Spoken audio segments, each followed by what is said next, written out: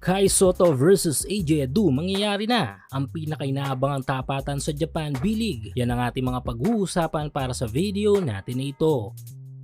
Maliban sa mga individual team performance ng ating mga Pinoy imports sa B-League ng Japan, ay isa din sa inaabangan hindi lang ng mga Pinoy fans kundi pati na rin ng mga Japanese B-League fans sa kanilang liga ay ang pagtatapat ng ilan nating mga Pinoy players. Exciting nga naman kasing panoorin kung anong ipapakita ng ating mga kababayan kapag nagtapatan sila sa isang laro. Nakakadagdag kasi dito aside sa pareho silang mga Pinoy ay ang pagiging parehong malalaro nila sa ating national team. Kumbaga nakaka-excite lang panoorin kung paano i-handle ng bawat isa ang kanilang mga teammates sa isang laro. Well, marami na tayong mga napanood ng mga Pinoy matchup sa B-League ng Japan na talaga namang inabangan ng karamihan. Tulad na lamang ng tapatan ng magkapatid na sina Kiefer Ravena at Terdy Ravena noon, Dwight Ramos versus Ray Parks Jr. at RJ Abarientos at Kai Soto and Dwight at marami pang iba. Pero this time ay tila mas magiging kapanapanabik ang magiging tapatang ito at tiyak na magiging blockbuster ang laban. Dalawa lang naman kasi sa ating mga famous young Pinoy players sa ating bansa at twin tower pa ng ating national team ang magtatapat sa isang laban. Ito nga ay walang iba kundi sina Kai Soto at AJ Adu. Yes, matagal nang inihintay ang matchup na ito since dalawa si Kai at AJ ngayon sa may kukonsiderang pinakamainit na malalaro sa ating pambansang kupunan, kung kahit ganun na lamang kasabik ang maraming makitang magkasagupa ang mga ito sa isang competitive basketball game. Though parehong twin tower ay tanga ng top 2 highest block record this Japan B-League season, ay ang kanilang magkaibang abilidad na taglay ng isang AJ Adu at Kai Soto. Si AJ Adu ay tanga ng depensang even kahit NBA big man ay kayang makasabay, habang si Kaijo naman ay tanga ng opensiba at matalinong diskarte na nagbigay sa kanya ng oportunidad sa NBA. Kaya naman malamang sa malamang ay makikita natin ang abilidad ng dalawang ito mamaya sa laban. Depensa ni Edu at opensiba ni Soto sa ilalim. Pero maliban sa matchup ng dalawa ay nakaka-excite din ang mga matchup kontra sa mga imports ng magkabilang team. Ongoing pa rin ang up to 6,000 pesos bonus na ipinamimigay ni 1x sa inyong first cash in. Hulaan kung sino ang mananalo sa laro sa PBA, NBA, FIBA o sa kahit anong liga ng basketball sa Asia. At kung tama kay magkakapera ka, kaya i-click lang ang link sa ating comment section at ilagay ang promo code na makikita nyo sa ibaba ng screen.